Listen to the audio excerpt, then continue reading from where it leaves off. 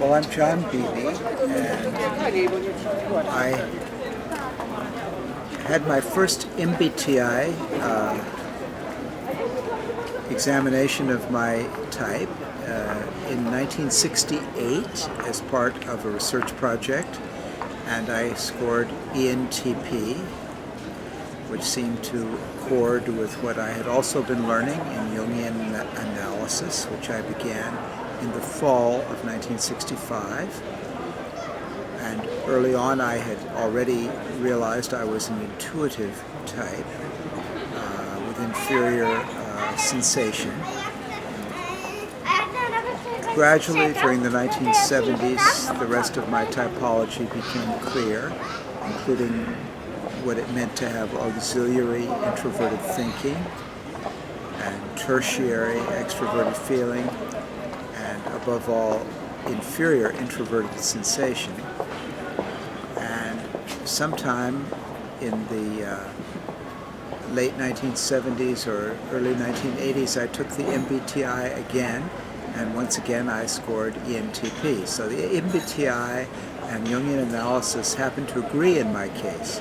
I also used the Gray Wheelwright's type survey, which existed even earlier than the MBTI and was created by Jungian analysts, and again I came out intuitive thinking. So I feel that I have known my type for many, many years. What I haven't known how to do is how to develop my type always, and that's where I've made most of my contribution.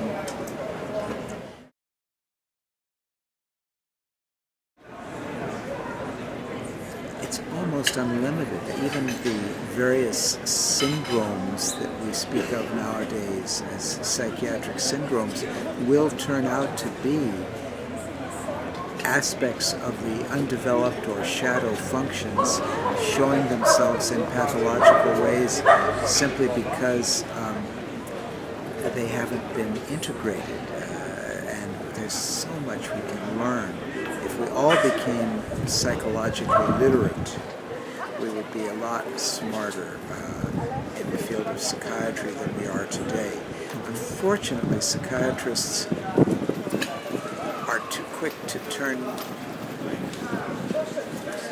lack of development into disease, and I would much prefer that we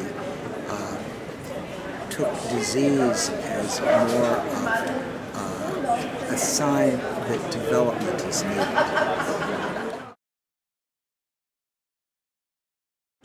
Don't be too confident just because you have remarkable intuition and thinking. People will not like you or trust you unless you make the effort to attend to extroverted feeling.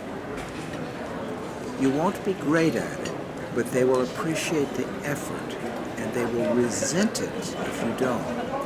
Also, be very careful not to have a blind spot where introverted feeling is concerned.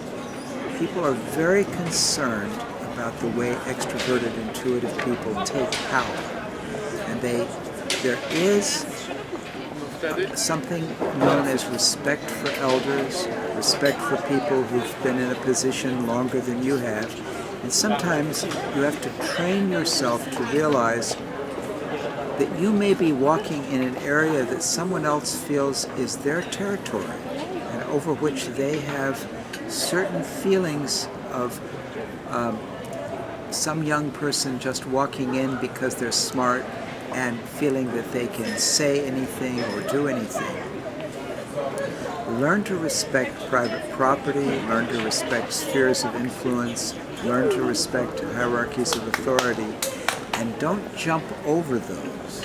So pay close attention to both extroverted feeling and introverted feeling.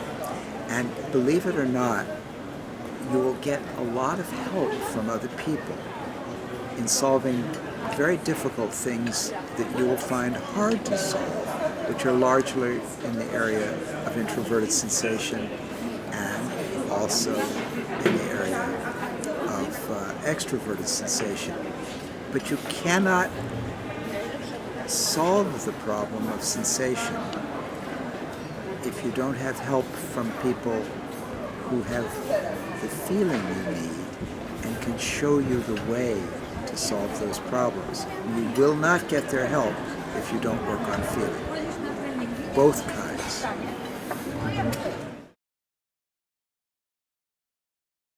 Burnout and physical illness. My physical friend and colleague Catherine Benziger has written about falsification of type as the basis for physical illness. She's a medical doctor, and I think there's something to be said for that.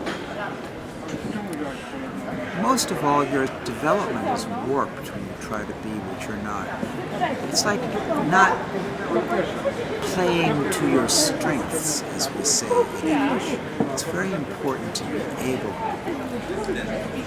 to do things that enable us to use our strengths.